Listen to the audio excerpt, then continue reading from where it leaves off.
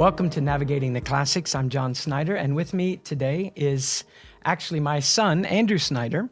Andrew is a student at Puritan Reformed Theological Seminary, and so Andrew has agreed to help us out as we look at another one of the ancient texts of Christianity, one that perhaps the average person wouldn't pick up and read, one that isn't published by Reformation Heritage Books or Ligonier or Banner of Truth. And so we're going to be looking at the book written by Augustine, early church father. And the book that he wrote that we're looking at is called his Confessions. And so we're going to just take some time to kind of get an introduction into who he was and what the book is about. And Andrew's going to be walking us through most of that, and then we'll come back and look at 5 kind of key themes in the book that we feel these are themes that are practical for every believer and things that are very helpful. And we'll bring the whole to an end and kind of sum it all up by talking about some of the strengths and weaknesses of the book and asking ourselves, who would you recommend the book to? So, Andrew, thanks for being with us. Yeah, happy to be on. Now, Andrew, I think we have to ask you right off. At PRTS, who's your favorite professor? My favorite lecturer, because I'm online, is definitely Joel Beakey. Okay, just stop there. That's good. So, Dr. Beakey, you heard that, and so maybe that'll kind of come in handy in the coming years. Get a good grade. Yeah, there you go. So, I think that... when we look at a book like Augustine's Confessions, it's one of those books that you may have heard of but not read. And it's always good, especially with ancient text, to try to get an idea of who wrote it and what was the context. Because even though men might write true things, when we see the context, what was going on in their life, I find that it lends great weight to what they said. So let me just it's not our intention to give a full biography of Augustine, so let me just kind of give you a quick one, and then we'll look at some introductory things about his book before Andrew walks us through it. Augustine was born in 354 in northern Africa. His father, whose name was Patricius, was a pagan. His mother, whose name is Monica, was a very zealous Christian. Where they lived, it was difficult for people to ascend in the Roman, system of wealth and influence, but they worked hard and sacrificed to send Augustine to good schooling. And Augustine went to school there in his hometown. He later went to, what we think of as like a high school setting in a nearby village. And then eventually he goes to Carthage. And at Carthage, through the help of a wealthy benefactor, he's able to get some good schooling, and Augustine really excels. He has a great mind for language and literature. He studies rhetoric, the art of speaking, and eventually becomes a teacher in rhetoric. Augustine is not a Christian, and while his father hoped that his good education would result in an ambitious career, his mother hoped that one day God would save him, and that through that great salvation, what God was doing in his education would come to fruition, that these things would be used by the Lord one day for his honor. He works, he finishes his work in Carthage, and he becomes a professor, a teacher. He disliked working there as a teacher because of the behavior of the students. Apparently, the students, it was the custom that they could behave very poorly. He said, in fact, they behaved so badly at school that if they would have been outside of the school, they would have been arrested for what they did. But it was the custom of the day that was allowed. And so he became frustrated with that school system and left there. And eventually he was offered a place of teaching in Milan. And he went there in 384. While he was there, and this is a very prestigious place, one historian compared it to being like the chair of government at Harvard University, so quite a prestigious place. He goes there, and while he's there, he encounters a man named Ambrose, and Ambrose is a great preacher in the church there. Now, Augustine has been, and Andrew, you'll hit this as we look at his book, but Augustine has been looking for answers. He's a very ambitious man. He's also a man that has searched for satisfaction in all the wrong places. He has gone to Manichaeism, a system that is a strange, back then, a system that combines some of the teachings of Christianity, some of the teachings of Buddha, and then Zoroastrianism. And it viewed the universe kind of as divided in two categories. There is the pure spiritual aspects, and then there is the sinful aspect, but that's the material. So what we call a Gnostic. It's one of the Gnostic religions. So things are evil and sinful because they're physical. And if only we could escape this physical world, then our spirits would live in this purity. And of course, one of the implications that usually followed that view is that what I do with my body just doesn't matter. I can kind of live any way I want with this. This is just going to be shucked off at the end.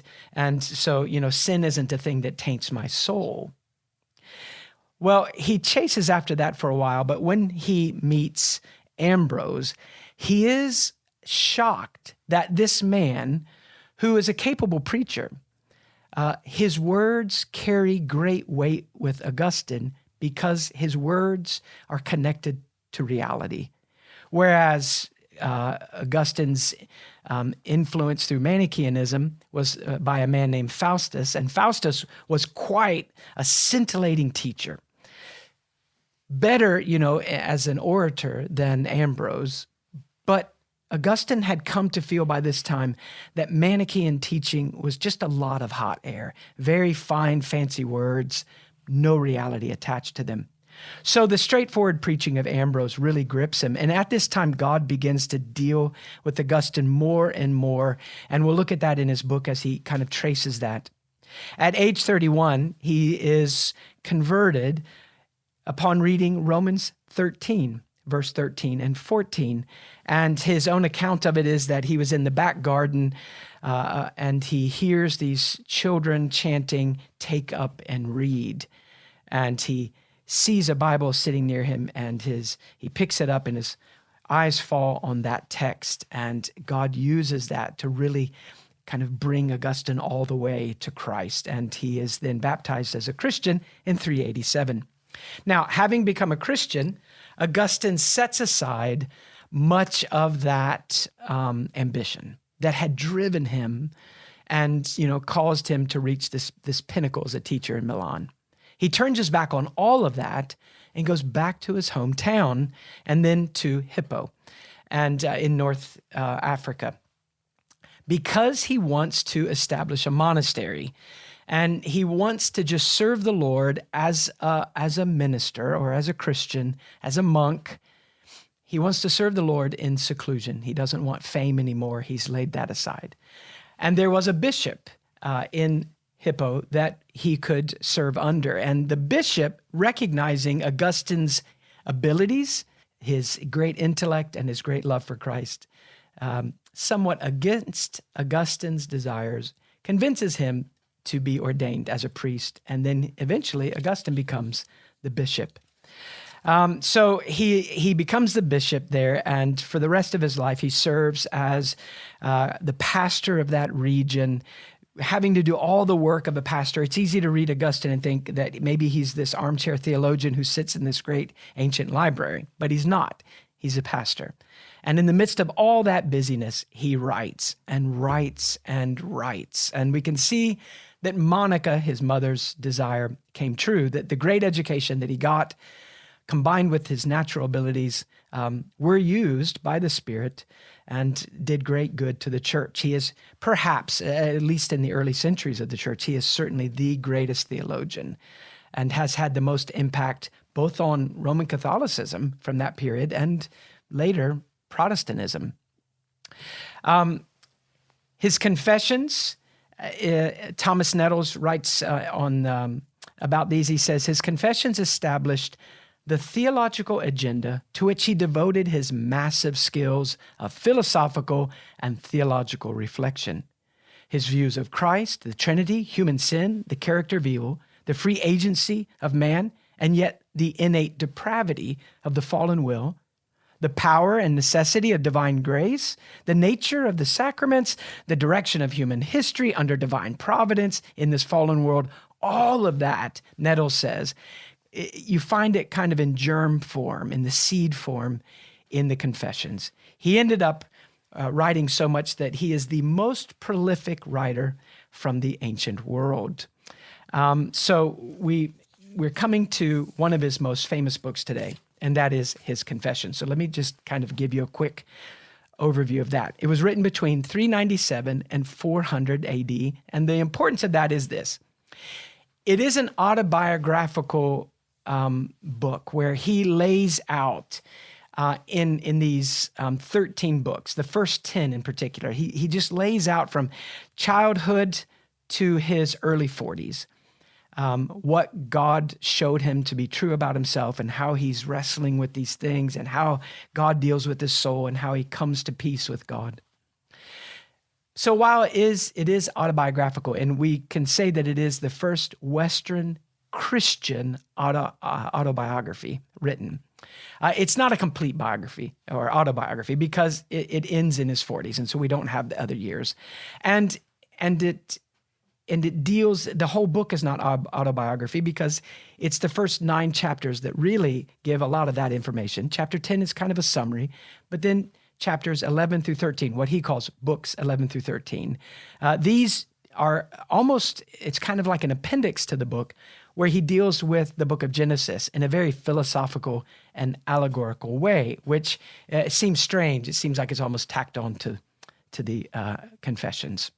It is interesting that the Confessions were written as prayers to God. So each book really is a prayer to the Lord, and we're allowed to kind of come alongside and read them with him. Now, I want to say something just a little bit from some other authors about his significance as a writer. Philip Schaff, who is one of the great historians in Christianity, he was actually a 19th century scholar, and he's one of my favorite. He speaks of the Confessions, which Augustine wrote in the 46th year of his life, and there, there's that burning love for Christ is there, and he's thinking back on how God dealt with him. And this is what he writes. Schaff says this: "Here we see the great church teacher of all times prostrate in the dust, conversing with God, basking in Christ's love, his readers hovering before him only as a shadow." So, it's God that he's focused on, but he knows that others will be hearing what he says. "He puts away from himself all honor, all greatness, all beauty, and lays them gratefully at the feet of the all-merciful one. The reader feels on every hand that Christianity is not a dream or an illusion, but truth and life, and he is carried along in adoration of the wonderful grace of God." Well, let's just, Andrew, why don't you walk us through particularly those first 10 books of Augustine's Confessions, and then we'll look at one of these great masterpieces and how it applies to the Christian life. Yeah.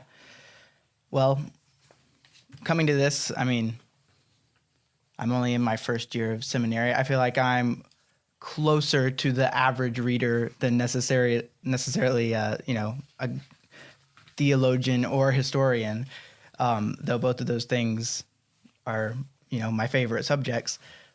But the book has always been something in my life that has caught my attention. Even about a year before I was even saved, I read it for school and just found it fascinating because it's from 400 and it's it's something that we can still read today and it resonates with us. He has a lot of the same things to say that people say now, and even before God opened my eyes, I was able to be impacted by it. And then later, after I was converted, it became one of my favorite books of all time, just because of how much it's got in it, how much good history and theology and heartwarming nature of how Augustine writes. But going through the books, the first one is really his early years.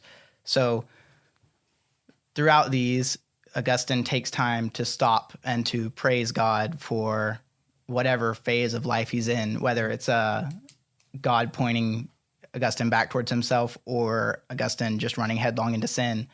He still confesses the mercy of God in that. And that's one thing that I wanted to say is when we think of confessing, I think most of the time, at least I think of confessing sin.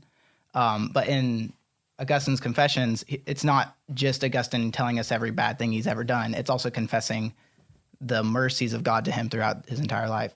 And so you really see that right off the bat because he spends a while talking about how it was a mercy of God and God really caring for him that he even survived infanthood because Augustine couldn't do anything for himself at that time. And he points out that he can't even remember that time. It's only by observing other babies that he could even put together what his life was before he was able to really rationalize things. So he goes through his infant stage talking about both his need of God's goodness there and even the fallen nature that he sees at that point. And he confesses those things. And that's really the extent of book 1. Book 2, he goes into his adolescence. And he talks a lot about how he's forced to study, and it's not something that he wants to do, but he's forced to. And he confesses that at this stage, he already was growing to love evil and evil for the sake of evil. And we'll talk about it later because it's something that is, at least I feel like it's pretty well known in Augustine's life, but he steals some pears when he's 16 and it ends up being something that he looks back on. And it grieves him deeply that he would steal these pears. And I don't know, for me, if I stole pears at 16, I might not look back on it when I was, a fully grown adult and be so grieved. But that's something that's so beautiful about how Augustine writes. Book 3 is when he becomes a student at Carthage. And here, as he, progresses further and further into his education, this is, his late teens, he's living a life of sin and for sin mainly, but he picks up a book for his school called Hortensius by Cicero. And this book, although it's not Christian by any means, it points him to higher things, and it redirects him from just loving kind of the base things of this world to wanting to pursue the immortality of knowledge, I think is how he puts it in the book, or at least in one of the translations. So it's at this point that he's taken from kind of just an obsession with the material to being how we see Augustine for the rest of his life, someone who seeks truth almost without hesitation. He just runs headlong into it. But at this point, he's not brought to faith in Christianity, and rather he turns to Manichaeism, which we see him stay in for a while. Also, at this point, he does pick up the Bible, and he wants to give it a try. But to him, he really sees it as his old mother's religion. His father wasn't a Christian, like you said. It was something that he kind of looked on as a belief system for less educated people. And he picks it up. He tries to read part of the Old Testament, and he shuts it and says this God is too violent. It's not like a refined enough thing for me, and moves on and joins the Manichees. So book 4, his life from 19 to 28. And this is the point where he is the most steeped in Manichaeism. He becomes incredibly close with a friend that he knew growing up, but they really didn't become close friends until this point. He's unnamed, but Augustine and him, they both are very wrapped up in Manichaeism, and he really relishes in that friendship. He spends a while talking about how sweet of a friendship it really was, even though it only lasted about a year, because his friend quickly took ill, and this was a pretty pivotal moment in Augustine's life. So this friend that he has grown incredibly close to over the past year is dying, and he, in his death sweats, as the book says, he passes out, and his family baptizes him because he was raised a Christian, but Augustine kind of talked him out of it, and they both became very, much more philosophical, thinking they were better than that. But he's baptized, his friend is baptized while he's in this swoon. And when he comes to, Augustine tries to joke about it with him. Like, oh, they baptized you while you were passed out. Isn't that, that's silly, right? And his friend actually puts a lot of faith into this baptism and tells Augustine that he wishes he wouldn't talk that way. And so this turn in his friend's life right before his friend's passing away, being baptized and kind of putting away Manichaeism, was something that we'll see impacted Augustine. In this time, he starts seeing beauty in the world as something that means that there's goodness in the world. He writes a book on this called The Fair and the Fit. It was not a big hit. He was pretty much the only person that read it, but he sees the beauty of friendship and the beauty of the world, but he makes sure to clarify that these things, you can't really see them rightly unless God opens your eyes, and friendship cannot really be as in depth and true as it should be unless it's in a mutual love that is given by the Spirit. So in book 5, Augustine is still a Manichaean, and he's had issues with the religion. Some of the stuff that it teaches is kind of out there, and Augustine can't really make sense of it too well. And when he talks to his friends about it, they all just tell him, wait for Faustus. He's a great orator of the religion, and he'll convince you. He has all the answers. And so he banked a lot on meeting this guy. And when he does, he's impressed by his ability to speak. He talks really well, and Augustine, who is highly educated in rhetoric, even at this point, he appreciates that about him a lot. But he also, knowing kind of the craft, knows that he's not really saying anything new. And the book had a pretty interesting thing to say about this, the way Augustine worded it. He says, "But what could the most presentable waiter do for my thirst by offering precious cups?" So the idea that the vehicle that's supposed to be delivering truth is these cups, and no matter how beautiful the cup is that Faustus uses, no matter how wonderful his words sound, it's still an empty cup. And so his meeting with Faustus is definitely pretty pivotal in his the breaking down of his Manichaean religion. So at this time, he moves to Rome. He's offered a position there, and like you said, the students at Carthage are so bad that he has to leave.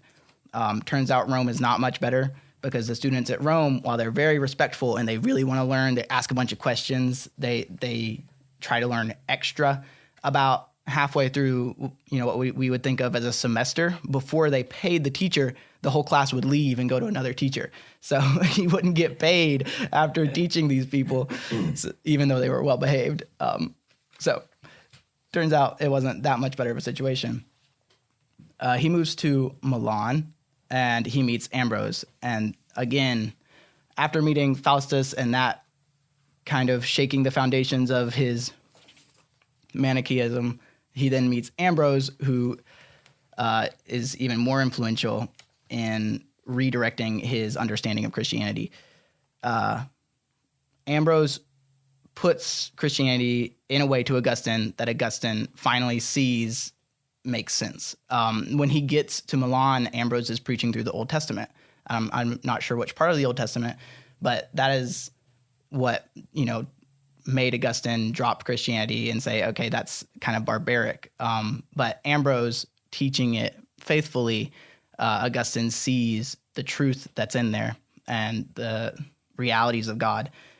And so at this point, Augustine is not converted to Christianity. He is not regenerate. And looking back, he would admit that. But he's fascinated with the Christian religion, and he's willing to put away Manichaeism. He still has questions, especially about the nature of sin and the nature of God. But at this point, he's willing to adhere to Christianity as the best thing that he's found. He even becomes a catechumen in the church, which is just someone that's being taught to be baptized, being prepared to be baptized. So that's book 5. And book 6, Monica, his mother, comes to Milan. He actually had to leave her to get to Rome because she really didn't want him to go because it was, a den of sin. It was a very big city. And so she's like begging him not to leave. So he has to sneak out in the middle of the night and get on a ship. And Augustine writes about her trying to chase him and find him at the docks and crying and praying that God would not let him go to Rome. But Augustine says that God heard the intention behind her plea and not the words that she said, because in going to Rome, we see the unfolding of Augustine's life. He meets Ambrose and is changed. So, but Monica meets back up with him. Augustine continues to search out what's error and what's truth and what he believes, and kind of consistently picking away at his misunderstood beliefs about God. And he really is joying in the fact that Christianity is not what he thought it was, kind of his surface level understanding of it is not what the Bible teaches. And being under Ambrose's teaching, him being a good orator and a faithful pastor, both pointing him in the right direction. Augustine, at this point, his mom wants him to get married, so he has to put away his concubine, which he's had for I don't know how many years, but since it was over a decade. Year, yeah. And they had a child together, but he puts her away, which he grieves over greatly in Confessions, to prepare for his marriage, which does not end up happening. He ends up canceling that. But at this time, having put away his concubine, he kind of falls back into his old lustful ways, which it was not his intentions, putting away the concubine. So here we see him kind of tumble back into this miserable life of sin where there's a lot of confusion and unhappiness. Even while he's amidst Christian teaching that's good, we still see that his heart is not saved from the sin that it's in love with. So then we have book 7, and here we see Augustine really wrestling with a material conception of God and the origin of evil. The idea of, if God is good, what is evil? Is it something else? If God is everywhere, but sin is a thing, is God in sin? This idea that sin is actually like invisible or not, some kind of entity that takes up space, and it's a lot of confusion that stems from his beliefs before accepting Christian beliefs. And so he kind of goes back and forth with these ideas and doesn't really fall on an answer yet. At this time, he also looks into astrology as a religion because it's really popular. But even in his own observations about astrology, he dismisses it as fake because he watches twins that are born and they don't have the same fates, even though they're under the same signs. And, it's just with careful observation, Augustine puts that away and isn't really tempted to delve into it too much. He sees more and more the truth of God. I mean, these past several books, we've seen that. But he writes that while the beauty of God lifts him up, his own heaviness weighs him back down, and he can't seem to really grab hold of the things that he, though, would give lip service to as true and the most reasonable thing that he's found. He's still stuck in love with his sin, unable to live for God. So then we have book 8. And at this point, Augustine and his friend Alypius, they are both learning a lot about Christianity, but they're also still very much intellectuals. And they're grieving over the fact that they keep hearing these testimonies of people being saved and having these great transformations in their life. But Augustine and his friend have yet to have that kind of experience. he writes that they're heartbroken because the uneducated are taking heaven by storm. And he and his friend, who are these, very, very wise men. Augustine worked for the emperor as an orator. He's top notch, but he can't seem to, do what even the uneducated people are doing. And he writes about, is it better for man to have this great knowledge of God, but not know him really? Or is it better to be kind of an uneducated person, but to love God and really grab hold of him? Obviously, it's the latter is better. So he and his friend are in this, cycle of grief. But Augustine is still ensnared by old sins. And even from his youth, he writes in the book, he used to pray, give me chastity and continency, only not yet. So Augustine wanting salvation, but also fearing the loss of the sin that he loves so much. So Augustine, at this time, this is where we have his conversion account, where he and his friend are convicted of these things, and it weighs heavy on them, and they're out in basically the backyard of his house, and Augustine starts crying really hard, and he goes to be by himself because crying is, for being alone, not for sitting by your friend. And and that's when he hears, take up and read. And so he takes it as a word from God, and he goes back to the epistle that he had, which was Romans, and he reads that passage, which I'll read.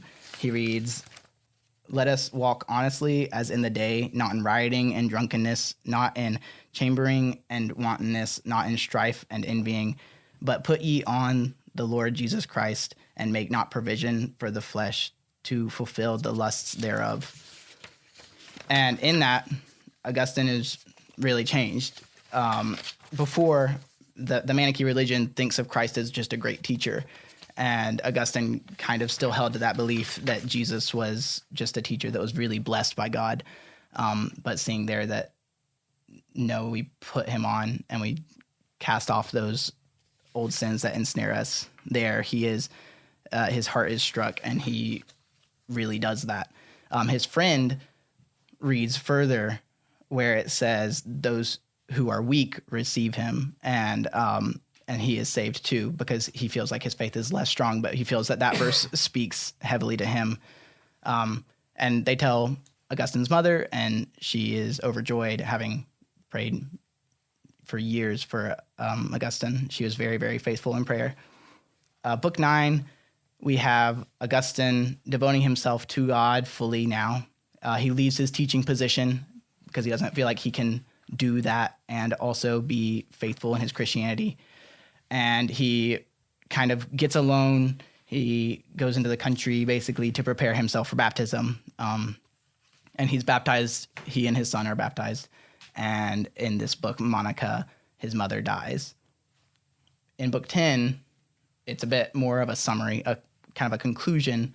And he talks a lot about memory and the nature of memory, which makes sense because as a man later in life looking back on all these things, it's reliance a lot on his own memories of situations. But God, he really praises God for the mercies that he showed him throughout his entire life. And I mean, he talks a lot about how we can't even understand fully our own minds, and yet we want to rely on them. But in reality, God is the only reliable thing. So really just a consistent pattern of bringing every situation back under the microscope of how God has been merciful and how we can confess the glories of God in that situation, even when it comes to him remembering his life is still a mercy of God.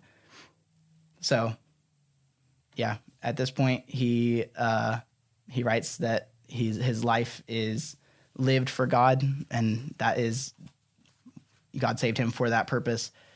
And he writes something that I found very interesting, and that's that God knows and still uses Augustine, even though he is weak and unskillful, which is crazy because Augustine was one of the greatest speakers of the day, and just a brilliant mind.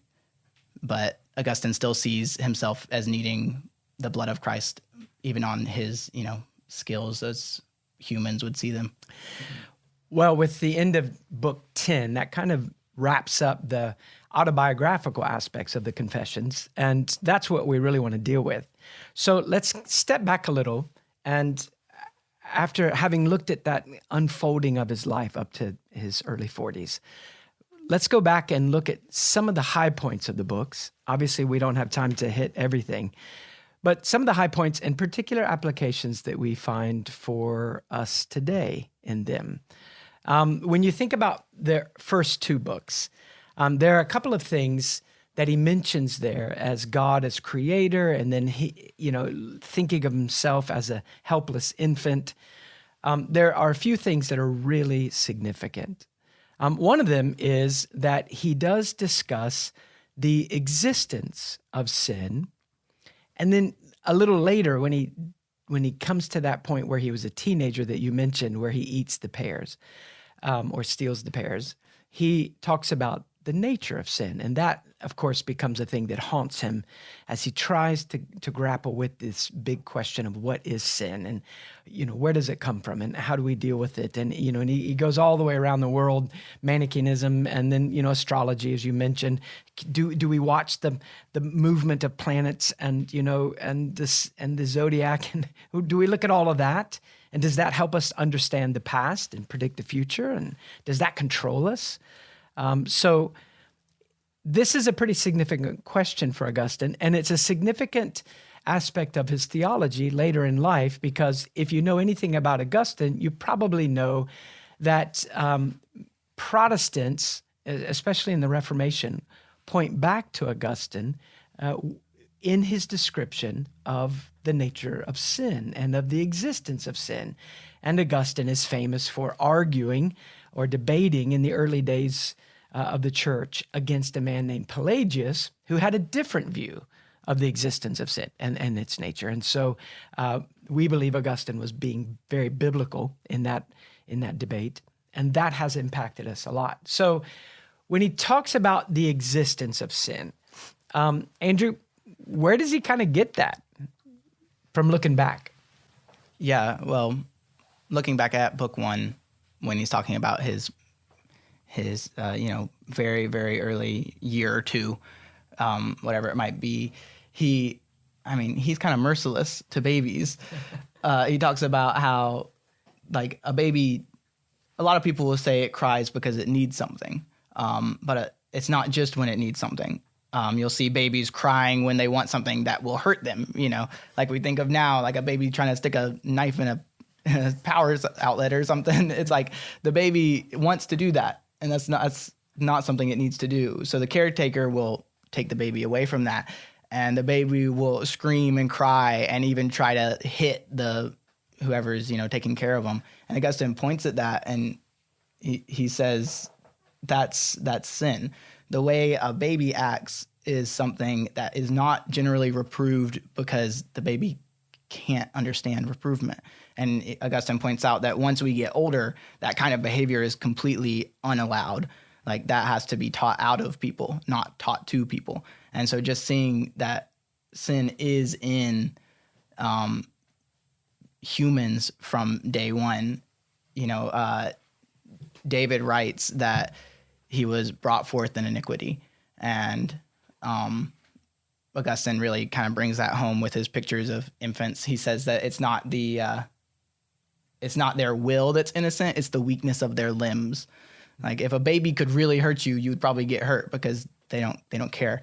He points out that if a baby's wet nurse would feed another baby, the first one would get super jealous. And he writes that even if the second baby would starve to death if it wasn't fed at that moment, the first baby would still be just as jealous. Is like they are very self-absorbed. And I mean, it's kind of funny when you read it because it's not something we generally think about today.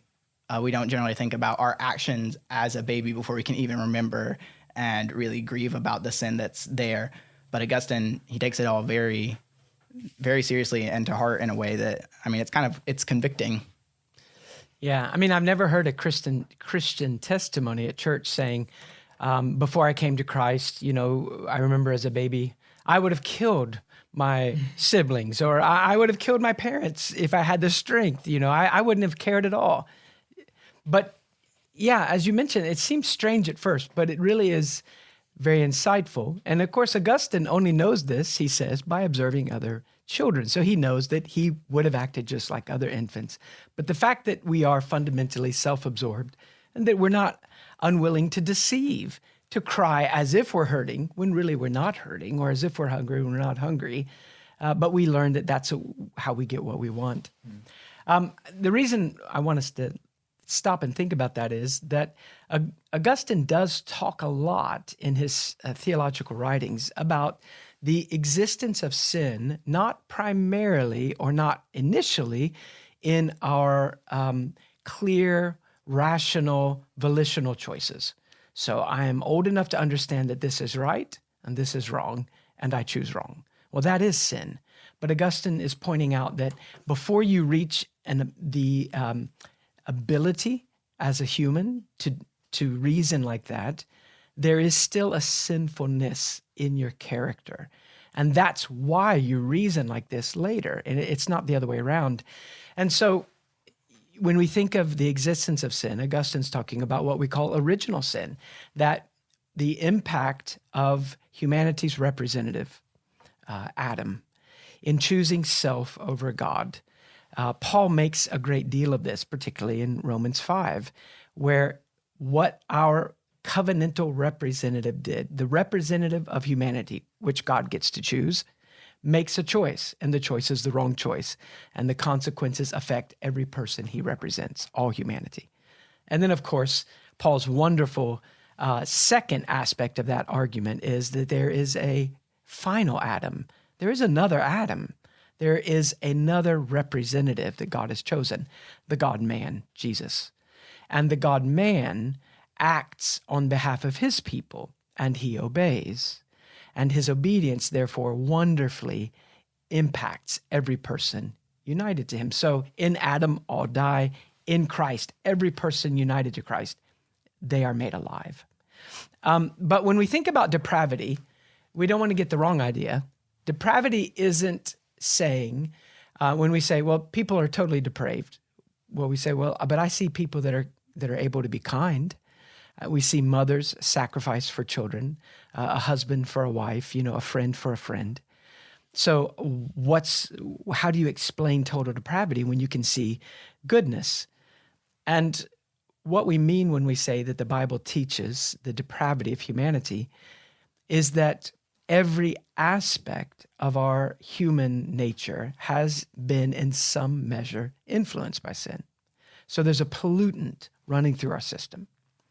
And sometimes it manifests itself in a very ugly way, and sometimes maybe in a way that you don't even notice, but it's there. It is bending us constantly towards self. It's self against others. It's ultimately self against God.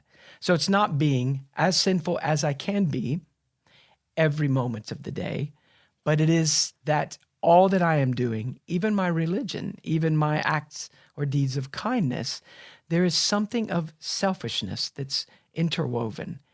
And so all that we do, apart from that washing, saving work of the mediator, Christ, all that I do is stained. It's unacceptable in the sense of paying God what I owe God. So the existence of sin, and he points to the infancy, it's even there. But he also talks about the nature of sin further on, and that whole issue of the pears, and as you mentioned, it seems like a small matter. So what is it about the stealing a pear with his friend off of a tree and eating it and then throwing away? Well, what is it about that helps Augustine see something of the nature of sin? Yeah, so at 16, he steals pears with his friends. But he makes it very clear that it's not out of any need. He says that they have better pears elsewhere, but they go and steal someone else's pears, even though they're not even very good. And so he steals them. They don't eat them. They might take a bite, but they throw them to the hogs. And so what he sees there is something that, I mean, it really frightens him as an adult. And that's that while the world may say that people would do a crime out of some sort of necessity, whether that's a twisted necessity or not, they either want something they don't have or they're trying to keep something that they do have. Augustine says that that's not the case every time, because he knows that he sinned only for the sake of sinning. He writes that my only feast therein being my own sin, which I was pleased to enjoy. You know, he steals the pears, but it's not a feast that he got pears. It's that he's indulging in this sin. He writes that it's not to look good to his peers, though he does point out that at this point and at the later years of his teens, he would lie about doing more horrendous things than he'd done, because in his peers it was like a badge of honor to see who could be the worst. But even at this point, he writes that with none of them there, he still wanted to go do it.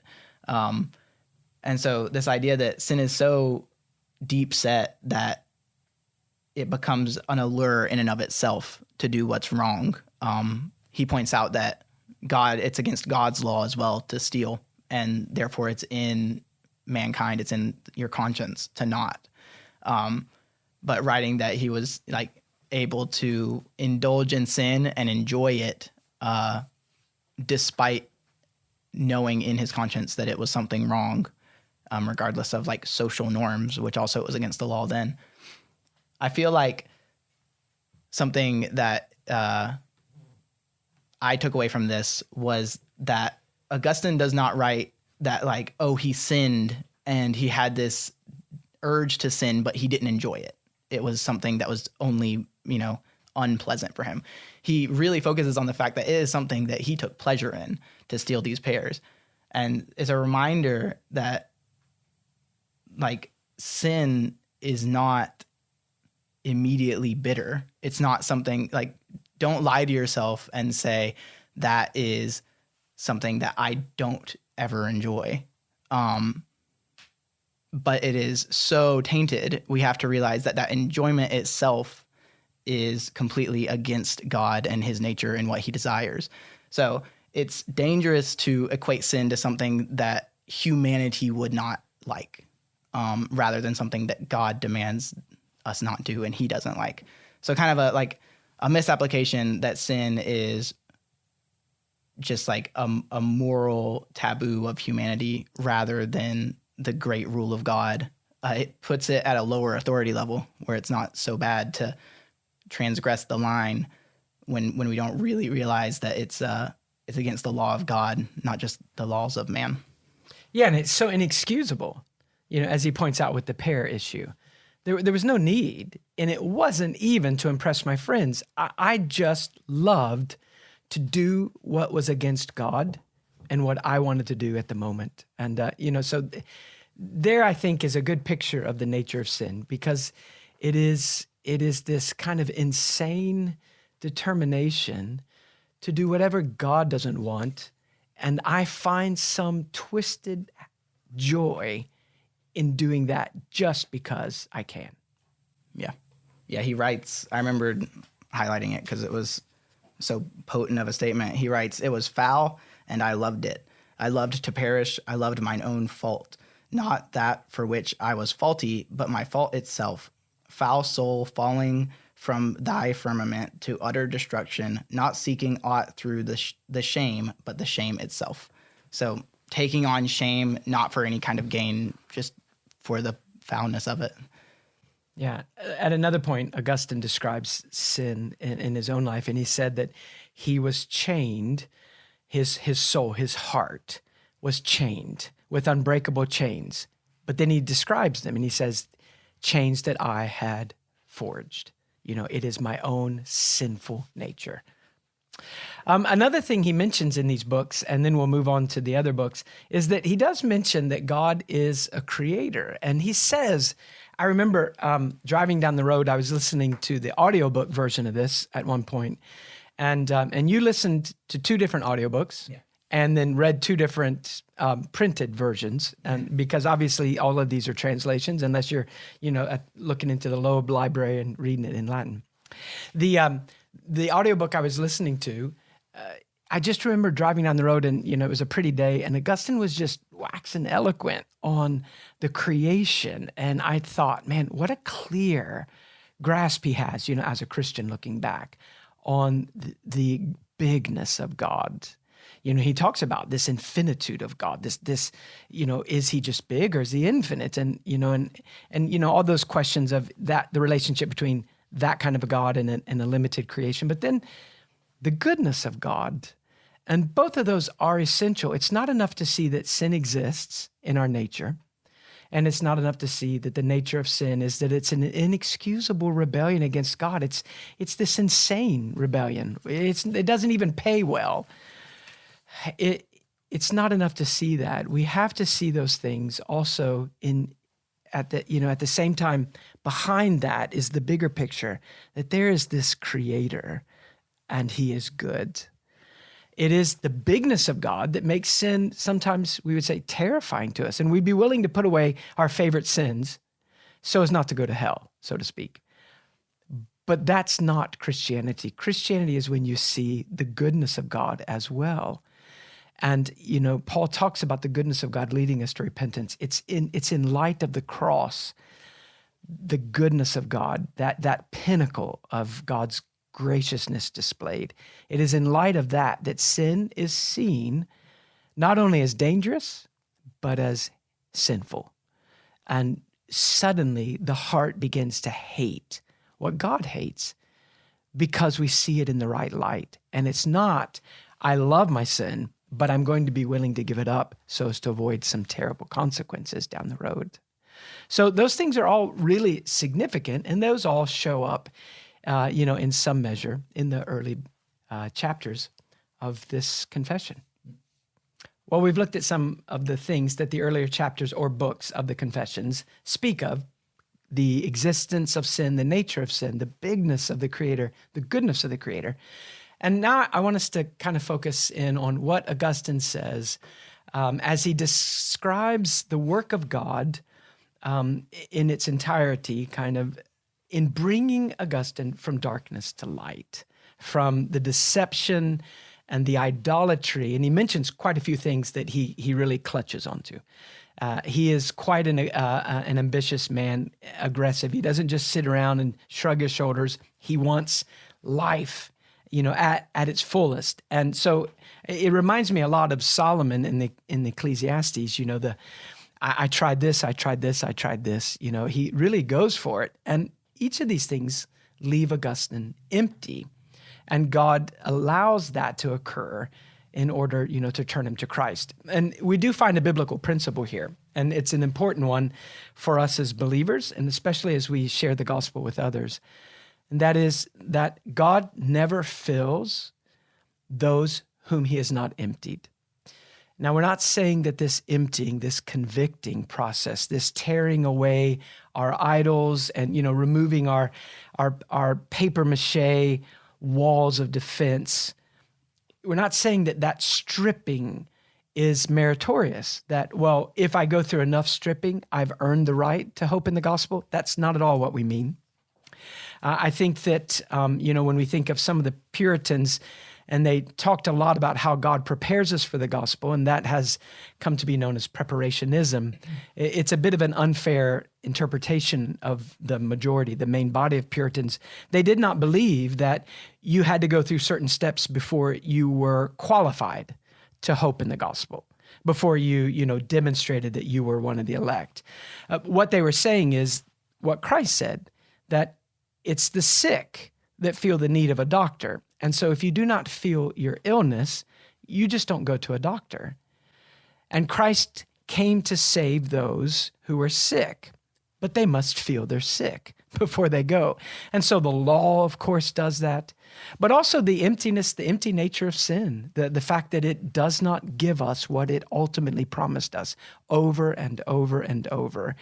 And that does, in the providence of God, that does open our eyes to the need for something greater than creation. We need the Creator. And so I want us to look at how God stripped these things from Augustine, how he emptied Augustine and made him hunger and thirst for righteousness that had to come from someone else. And then how that brought rest to him. So, if we look back at those early books, and what would you say is one of the first things that he mentions? I think the first thing I would say that was stripped from him was kind of just an acceptance to live his life completely in just like base desires. And that's when he read Hortensius by Cicero.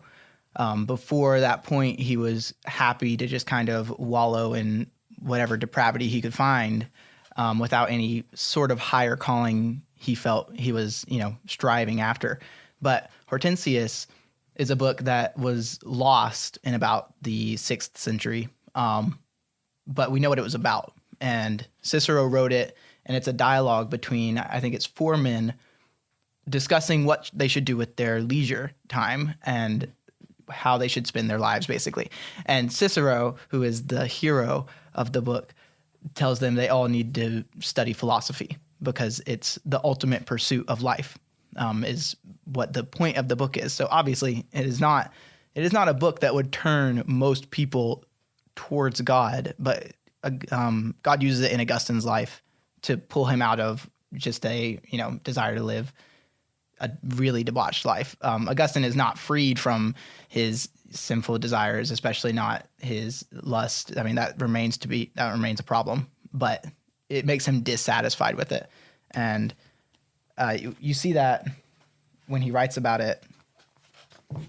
He says, this book, talking about Hortensius, altered my affections and turned my prayers to thyself, O Lord, and made me have other purposes and desires. Every vain hope at once became worthless to me, and I longed with an incredibly burning desire for an immortality of wisdom. So we see there that he says every vain hope is worthless now. And so you see that kind of amazing work of God using a pagan philosopher talking about how wisdom should be all that we care about to strip the enjoyment of vain things out of Augustine's life. Another thing we see is that early relationship with this best friend, and we don't know the name of the best friend. It's interesting that he doesn't give his name, and he doesn't give the name of the woman who really was kind of, for all practical purposes, a wife to him, the concubine, when he was a lost man. We don't know her name anywhere. It's not mentioned. So when he comes to speaking of this friend, he talks about the fact that he just really gives these glowing statements of how happy he was in this friendship. So it's just a friend, and they meet, and they have a lot in common. And somehow Augustine feels, this makes sense of life. These wonderful, lasting friendships we can have with other people. And so it's not lust, it's not sexual pursuits, it's not base pleasures. We're kind of moving up the ladder of, what we think of as a civilized kind of a pursuit, and it's friendship. But the friend, as you mentioned in the survey of the book, he and Augustine are Manichaean in their views, and they mock Christianity a lot. And they especially mock the physical aspects of Christianity. And when that friend grows deathly ill and is unconscious, so kind of in a coma, and his parents, who are Christians, baptize him, have him baptized, because of the view that baptism would accomplish something for him, and as in that context, that view. When the friend comes to, and Augustine goes to visit him, Augustine kind of he thinks the friend's going to be, thinking the same things he thought where they left off last time they were hanging out. And so Augustine mocks the fact that his parents would baptize him. This physical thing can't be of any value because they're Manichaean. Physical things are of no value. The physical rituals of a church have no value. They, not even in symbolism, they're nothing. And so he goes to mock that, and his friend is offended. And because he, coming close to death, he's beginning to rethink things. And so he tells Augustine, if you want to stay my friend, don't come in here and mock Christianity to me ever again. And so Augustine, you remember, he thinks he's offended. Like, well, where did that come from? And then he thinks to himself, well, he's weak. He just almost died and he's just recovering. So I won't argue with him. But when he gets better, I'm going to let him have it, and we'll mock these things again together like we always have. And the friend dies. He doesn't fully recover. He dies. And in that, Augustine not only realizes that the idol of a good friendship, so to speak, though that's a gift that God gives us in common grace, that does not satisfy. And on top of that, this close friend has, right at the end, turned toward Christianity. And that really shakes Augustine. Why would he do that? And so that's another thing, God using the death of that very close friend. And it does remind me of how, there are, I think, many examples in history where those who mocked Christ to others and led them down a path of mocking Christ. So maybe, I think of Newton. Newton, even though raised by a very godly mother who taught him the Westminster Confession, but an unconverted father, his mother dies when he's still young. His father remarries. His father does, so to speak, the best he can, but he's not a spiritual help to Newton at all. Newton becomes a very wild child. And as you read the autobiography of Newton, you find that he just goes from bad to worse. And while he is on the ships that he's working on before he becomes his own captain, he meets other people who went to church and other young men who, knew the Westminster Confession. And John Newton mocks Christianity. And these young men who had some religious background, but perhaps are not, true Christians, they don't really know Christ. They just have heard a lot about this Jesus. He sways them and they become mockers. And later in life, he mentions this as one of the great shames of his life, that he would teach other men to mock God. And yet God changes John Newton, and how many countless thousands and thousands through his sermons, his letters, and his hymns have learned to praise Christ. So this mocker, the friend that we don't know his name, is taken from Augustine, and he is turned at the end to away from mocking to hoping in Christ, and it really kind of shakes Augustine's confident, rejection of Christianity. Yeah, and like you said, it seems like he's being stripped of like the next level of his life. Kind of like initially, it's only being able to have pleasure in sin, and that's kind of taken away, and that thing feels worthless now. And then it's friendship, which seems very noble. And after this friend's death, Augustine writes about how, he has other friends and he tries to spend time with them, but he can never get back that closeness.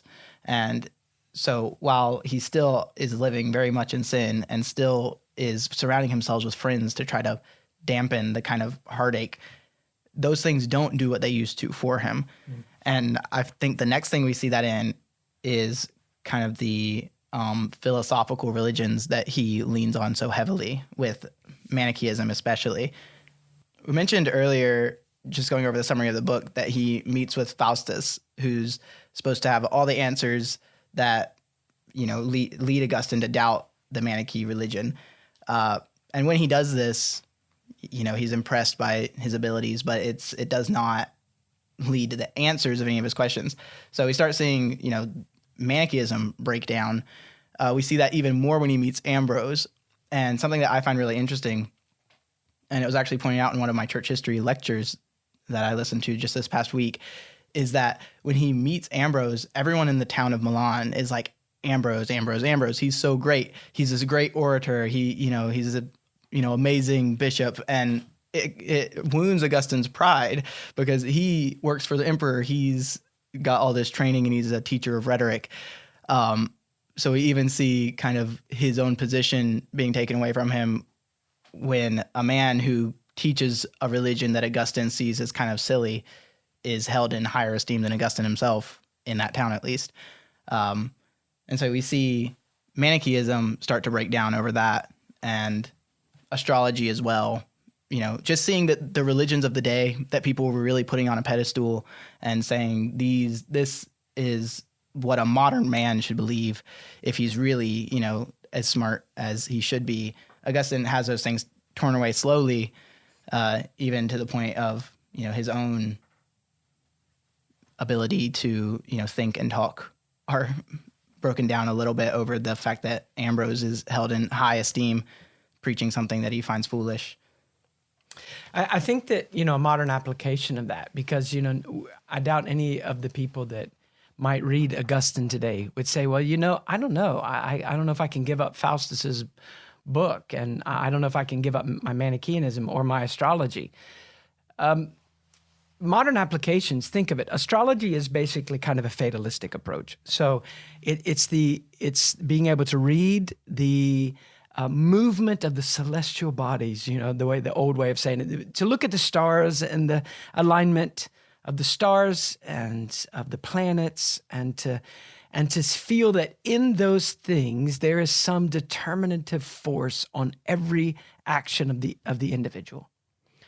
And if you could read them correctly, you could acquire special knowledge that would let you, you know, you would be a successful person because you could read, you know, the events of the universe in the stars. And so that was, for many centuries, strange to us, that was considered a valid science until, you know, not long after the Reformation, that was put away as saying that, well, that's not a serious science. Even those that would not agree that Scripture is true would say, well, but that's not true either. So in my mind, a modern application could be, we could say, well, we kind of feel like we are just the product of our environment. And I was brought up in this kind of family and in this kind of culture, and that's why I do these things. And so it's still the same kind of fatalistic excuse. These things determine us, and we are not accountable to a creator. And my moral choices are simply the outcome of culture. Or we think particularly of, you know, the gene code. And so, well, we realize how much the physiological aspects of a human affect our feelings and choices, and how our feelings and choices affect our physiology. And, well, that's true. But then we kind of jettison over into a scientific fatalism. Well, I'm just the product of the combination of my DNA, and I will be certain ways because of my DNA. And so that's who I am, and I have to just be true to that. Well, but what about your response to the Word of God, to your Creator? We say, well, that can't be taken seriously because I can't control these things. I am who I am. So, you know, then philosophies, people who we hear, you know, on television, whether it's kind of pop culture or whether it's a very academically successful, advanced person, people who can just put things in the right way. And we say, man, that sounds right, you know. And whether it's the spin doctors who just give us a little phrase, that we got and we saw on our phone today, or whether it's someone who we read his book and they said, well, I have the new explanation for life. And, you know, we don't call them philosophers anymore. We just think that, you know, this is the way I view my life. And I get a piece from this guy over here and a piece from this lady over here. And I've put together kind of a view of life. And that's your philosophy. And when it's contradicting what God says, ultimately it is a philosophy rooted in self-deception. And it will leave us empty. Another thing that left him empty, you know, other than we mentioned the relationships, and when he was young, he talks about wanting to be loved. He wanted to know what love was. He wanted to be loved. But he said as he grew, you know, through adolescence and hormones kicked in, then he said lust was injected into, you know, a desire for real love. And so suddenly it's twisted now. And he said it kind of clouded his vision so that he pursued and used relationships for lust in such a selfish way. And, you know, he lost a desire for love. And he was taking, the counterfeit instead.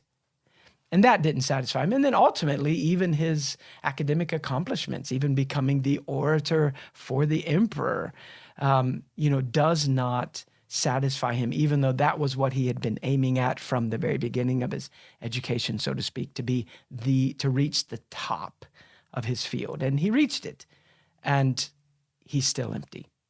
So we see God using all these things that he's hoping that would fill him. God is pulling them away from him one at a time after Augustine sees that didn't satisfy me.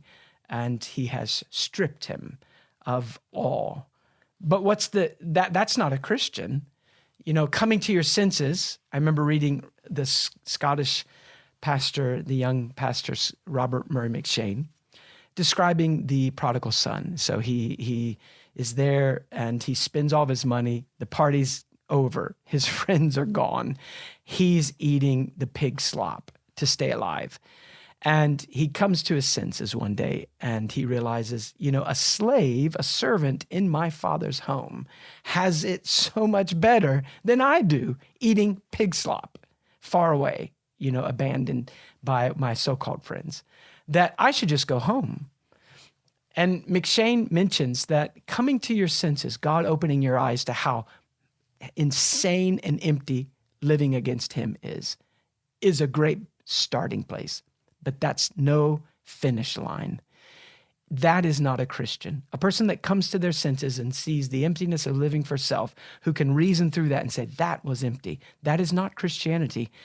Christianity is when we see the emptiness and we turn in hope and we are driven to the person, Jesus of Nazareth. And his work as the God-man becomes our hope. There is that totality, all that we know of Christ, we embrace with all that we know of ourselves. That's Christianity. So what we've talked about up to this point, there seems to be many noble stages, but that's not a Christian. So the Christian comes in the rest. So tell us about what Augustine says about rest. A pretty notable quote from Confessions is, "You have made us for yourself, O Lord, and our heart is restless until we rest in you." And Augustine talks more than once about his realization of kind of the futility of a lot of what he's chasing, and the restlessness that comes with being finite and fallen, and just kind of the toil that he lives in apart from God, and searching for rest. And finally, he finds it. And just the truth that there is a creator, and Augustine and, the rest of humanity were creatures, and there is a rightful role in that dynamic. And the creature that's not behaving like a creature, that's trying to put themselves on the throne, is not at rest at any point. And so to finally, for Augustine to finally find his peace in Christ, his whole life being able to be at rest because he is finally made right with his God, is, he even looking back, he points out that it's such a mercy that he's able to find that, and to see the beauty in the immutable, and how it's so superior to the mutable.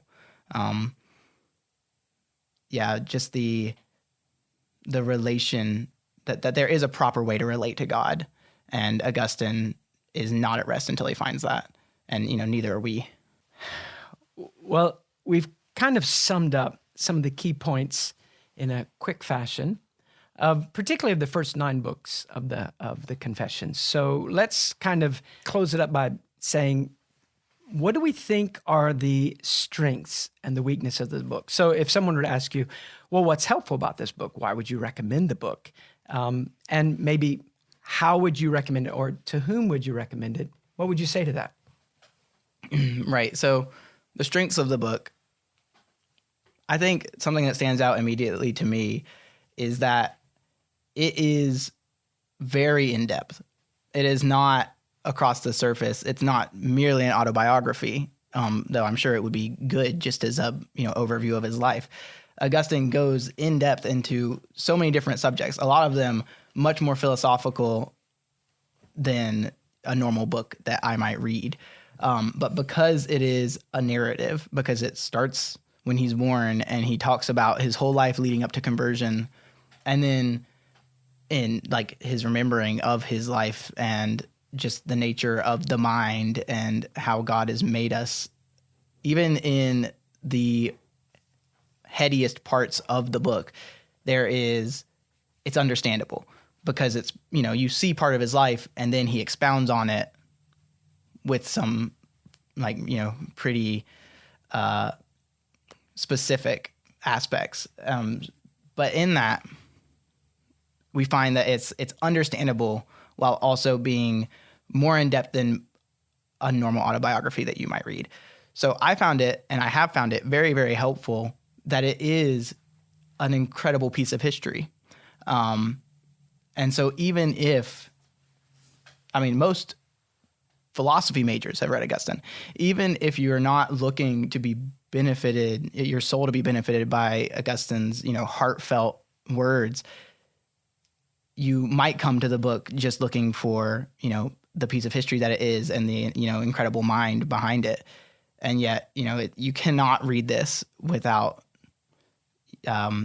taking note of the fact that everything in Augustine's life is put under the light of God and what he's done for him. So one strength being that it's easy to, not necessarily easy to read, but very understandable despite being old. I think we could say, it is easy to relate to. Yeah. Even if the language or the circumstances are different. We say, but I'm never going to be caught up in astrology or Manichaeanism, or I probably am never going to study, in Northern Africa. I'm not going to have this situation. But the things he talks about, the interiority of the human life, and as you say, as he walks through those stages of life, those basic things they're common to all humanity.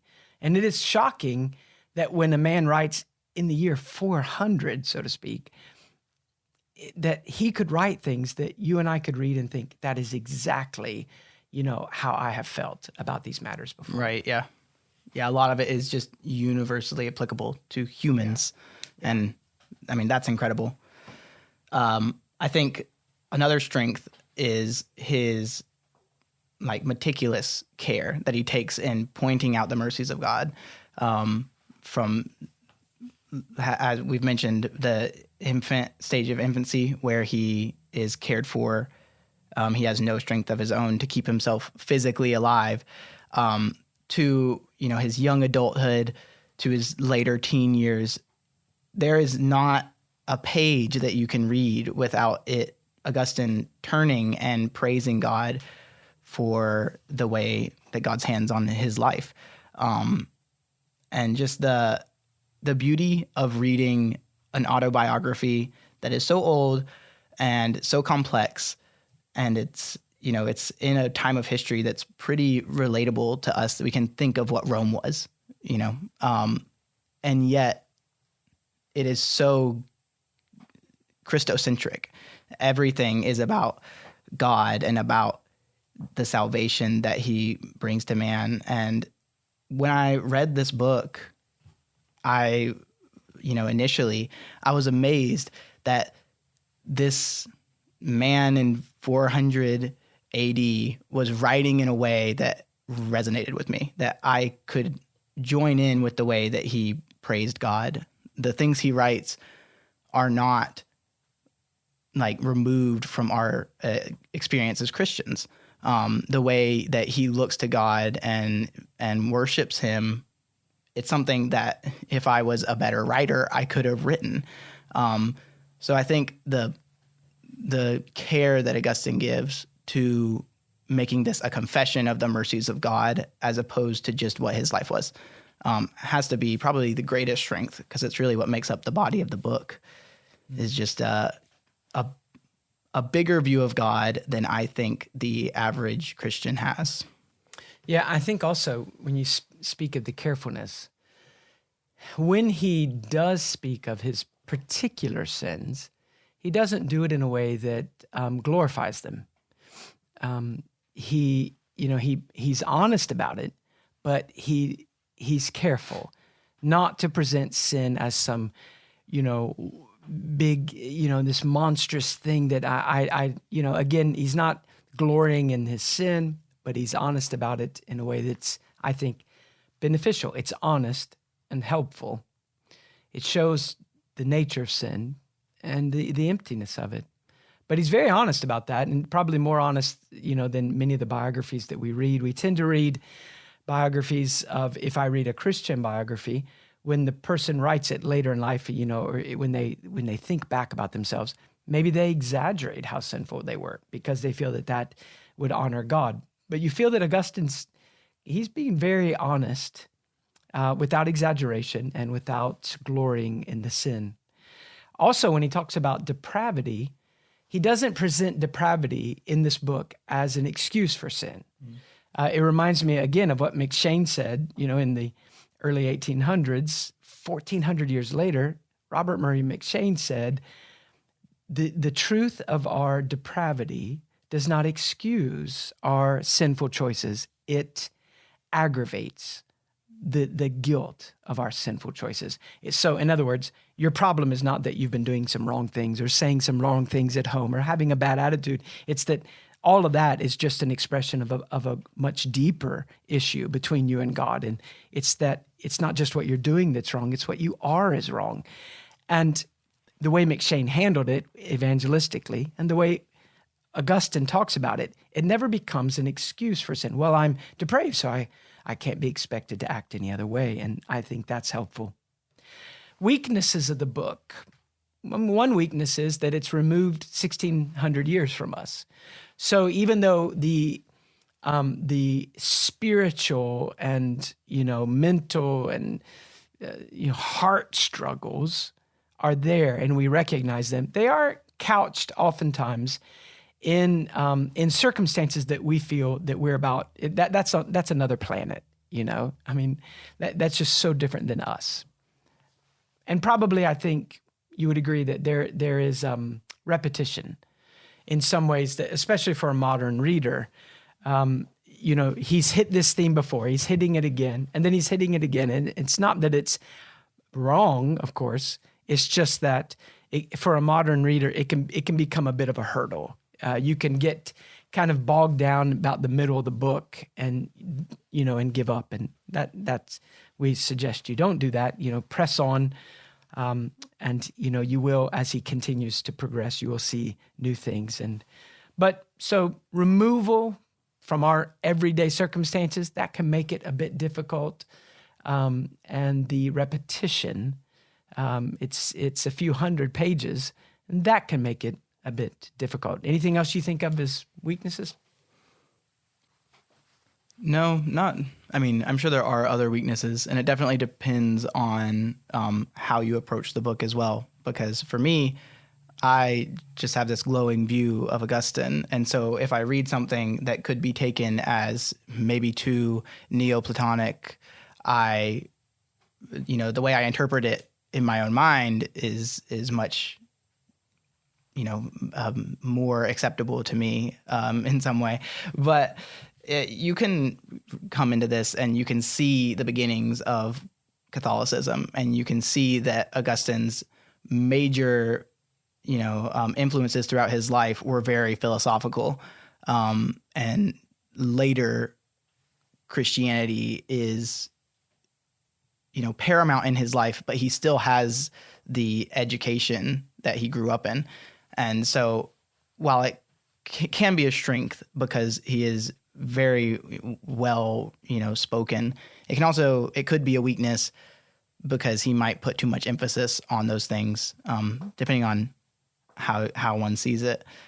So I think that also plays into the repetition, and maybe just some moments in the book that are very in-depth on subjects that I personally did not find super helpful.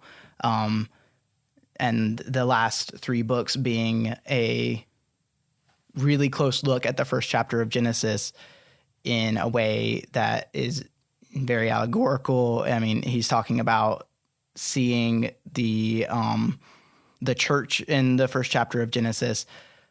At that time, there is a big debate between allegorical interpretation and very literal interpretation. And while Augustine didn't necessarily fall super hard to one side or the other, he generally is pretty solid, not swinging too far one way. You can still definitely see that in these last 3 chapters. So while I don't think it is the best, maybe sermon or whatever you want to call it on the first chapter of Genesis, you have to come to it with the understanding that it's a fallible person from 1,600 years ago. Mm-hmm. And I think if you do that, then the whole book will be very beneficial. Yeah, I think what you're saying, basically we tend to give Augustine, perhaps because of our ignorance of those centuries. I mean, even though in seminary I had to read patristic, the church fathers, the patristic theologians, and you'd read through about that era, but that's not the field that I focused on, and so I've probably forgotten most of what I was taught. I tend to read ancient writers like that, and I give them a wide berth. I give them a lot of grace, and so if I were an expert in that era and in how his general thoughts played out later in the Roman Catholic Church in ways that we would feel are not biblical, then as I'm reading Confessions, I might find a lot of things that I think, oh, that's the beginning of that, or that's a foretaste of that. That's a foreshadowing of a pretty serious error that will develop, and it's partly his fault, or mainly his fault. And so I would say that I read Augustine like he is a Reformed Baptist, and I think now he is in heaven. He is a Reformed Baptist. No, it's like half joke, but half, maybe 49% joke. So I read Augustine like he's this. Like Augustine goes to church with us. Augustine reads the Puritans. Augustine, one of his favorite books is John Owen's Communion with God, and we can do that. And that is a lot based in our ignorance. But we come to those ancient writers, and while we cannot recommend everything he wrote, we feel that Confessions is a book where the common truths of Christianity, which all Christians would hold as important, those are the things he focuses on. And so we find it very beneficial without having to have arguments with him, every other chapter. One historian writes that Augustine was undoubtedly the greatest theologian of the early church. And I think that across the board, people would agree with that who study that era. But he points out that he understood, perhaps better than those who followed him in the following centuries and who, benefited so much from his many writings, hundreds of treatises and 1,000 sermons that are in print, and then, and the debates and his central part in dealing with the Donatists and the Pelagians, which were both very significant attacks on biblical Christianity. They looked to Augustine, and maybe they kind of saw him in, this with a halo around his head, as if he could do no wrong. He is one of the official doctors of the church, which in Roman Catholicism, that's a saint who is set apart by the papacy as officially one whose teachings are of extraordinary significance to the church. So he wasn't just sainted, he is and just an academic and a great theologian. So in the Roman Catholic Church, he's considered one of the top tier, and really I think Protestants would say so as well.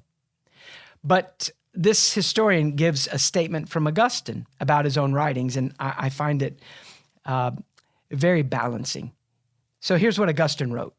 We who preach and write books write in a manner altogether different from the manner in which the scriptures have been written. We write while we make progress, so, we're still learning. We learn something new every day.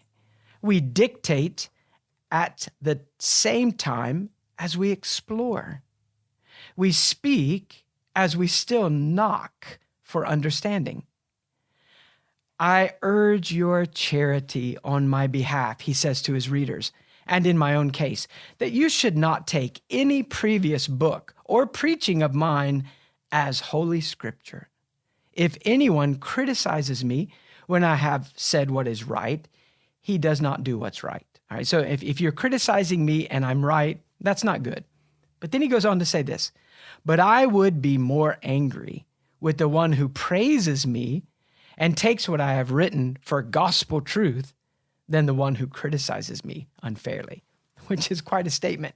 Because he knows his own imperfection, I am more angry, more frustrated, more bothered by those who praise me as if everything I say is perfect than I am with those who criticize me unfairly. So a good balance as we approach Augustine's writings from Augustine himself. Andrew, you mentioned listening to two different audiobooks for this and reading two different translations, two different physical copies. What as you walk away from that, and some of our readers will think, well, is there a best translation, or is there a best way to get this into my empty moments in the day so that I can benefit from it? Do you have any advice from that?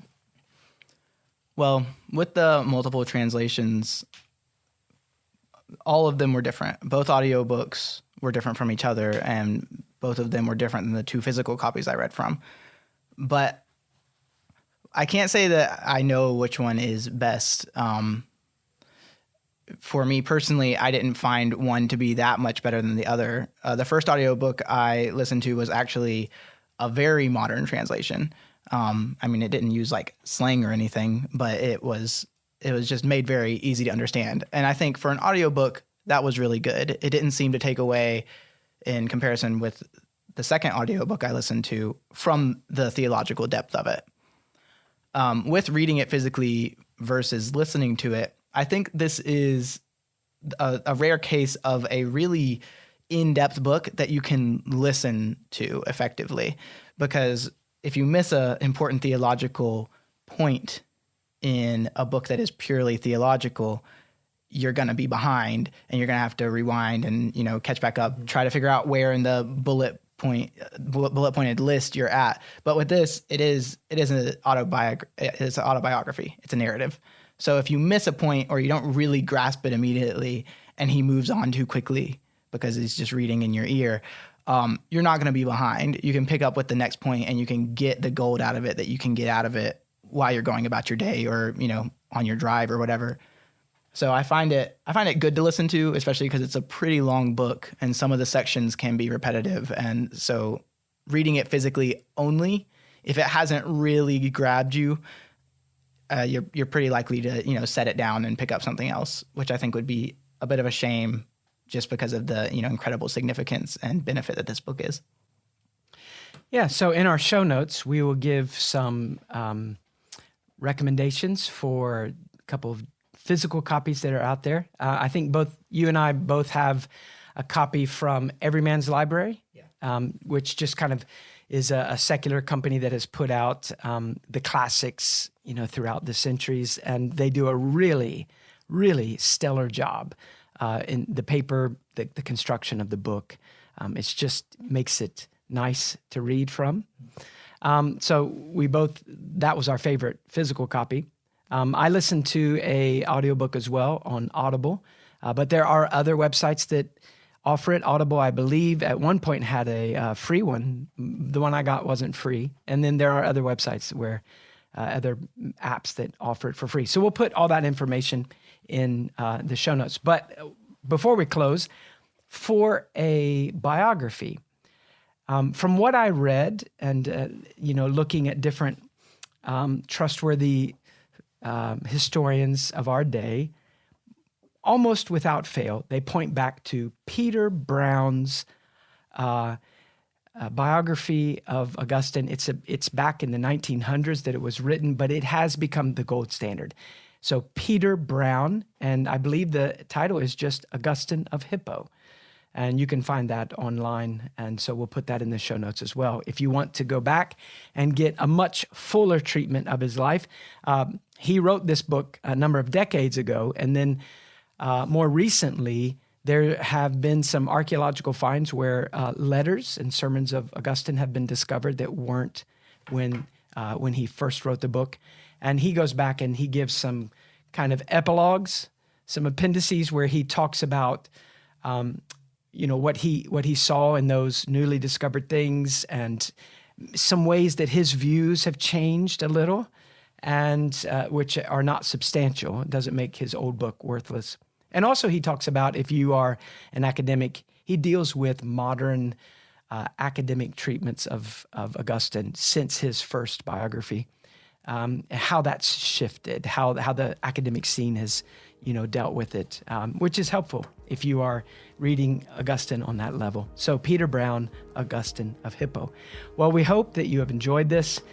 We will return, and we hope in a few months with another one of the great classics from Christian history, as we try to navigate through these works and see what was so beneficial from them.